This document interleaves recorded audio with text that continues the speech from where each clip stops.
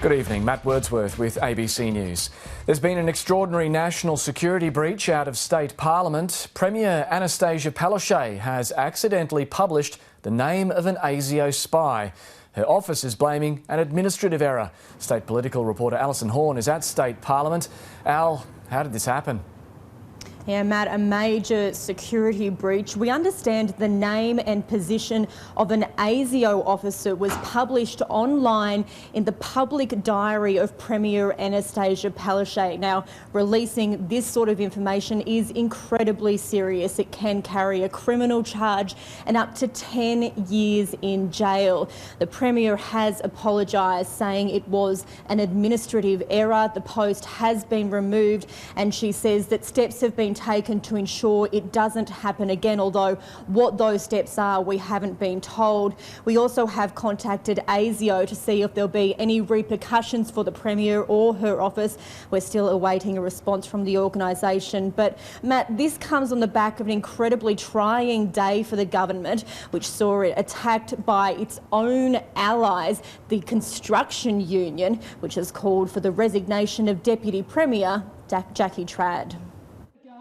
The gates of Parliament House were locked as union members stormed the precinct in a revolt against their allies. ALP's bullshit! ALP's bullshit! Nearly 1,000 workers demanded a meeting with Labor leaders. Open the gates! Open the gates! Anger boiling over about the Cross River Rail project, which the unions claim has been hamstrung by bureaucratic bungling. I reckon there should be a Triple C investigation to everyone associated with the project. The unions, led by the CFMEU, say the $5.4 billion project is being mismanaged by the minister in charge, Jackie Trad, and they have spectacularly called for her to be sacked. People don't like her. Let's move on. Let's fix the problem. You know it's bad when even your union overlords say you're out of touch.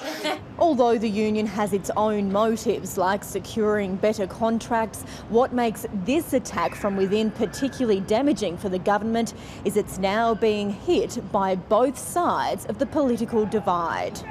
The union's lashing of Miss Trad and her integrity bolstered the opposition's sustained attack over the Deputy Premier's controversial Woolloongabba house purchase. The Deputy Premier didn't properly disclose the interest, refuses to release her Integrity Commission advice and called the Triple C chair when under assessment.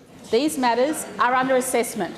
Now, we know those opposite don't like when processes are followed, Mr Speaker. You know, old Queen of Hearts over here, off with their heads. But in a further damaging blow for the government's image, another MP has admitted an administrative failure.